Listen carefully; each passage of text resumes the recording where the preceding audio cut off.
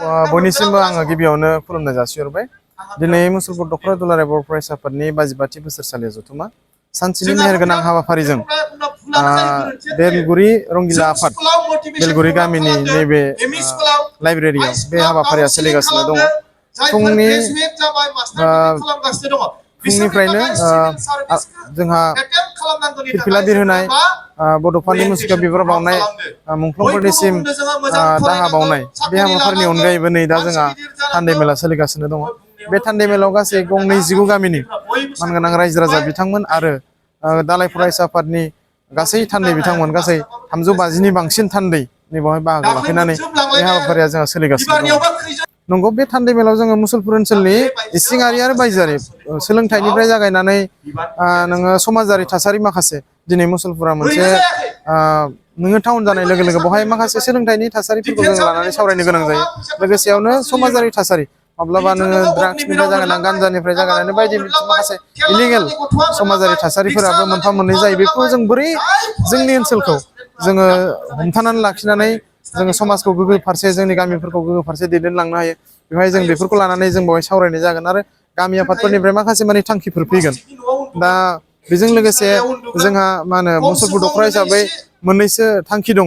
जोङो नैबे मुसलपुराव बड'फानि मोनसे गोग्गोम मुसुखा जोंहा बेखौ गायसनहोनांगौनि थाखाय जोङो बेयाव आगुआव थांखि नाजावदोंमोनब्लाबो मावफुंजानो हायाखै, नाथाय दिनै फिन खेबसेबाव जों गोख्रों बेखौ थांखि नाजावनो सानदों।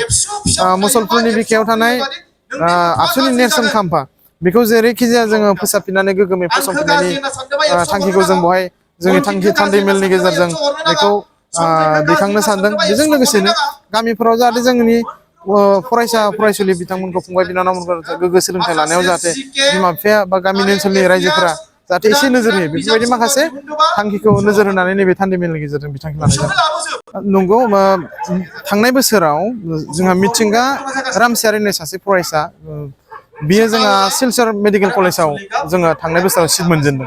बिनि अनगायैबो जोंहा आमबारि गामिनिफ्रायबो सासे फरायसा जोङो IIT आव सिट मोनहैनानै दङ, सिलचराव बिथाङा फरायगासिनो दं। दा बाथ्राया जाहैबाय जोङो मा होनो APSC बिदि लेभेलाव दासिम जों मोनथ'वाखैब्लाबो, नाथाय जोंनियावबो फरायनायनि थासारिया गाज्रि नङा। जोंनियावबो मोनसे दावगाफु थासारियाव दङ। मोजां मोजां फरायसाफोरा दिनै मोजां मोजां रिजाल्ट खालामनानै जोंनि ओनसोलाव एसे माने सोलोंथाइनि थासारिखौ गोजौ फारसे लांगासिनो दं। नाथाय बेबो सैथो, दिनै समाजारि बेले बेजे थासारि, समाजारि माने गाज्रि थासारिफोराबो माने गुबुन गुबुन जायगाजों लोगोसे मुसलपुरखौबो साग्लोबनो नागिरो।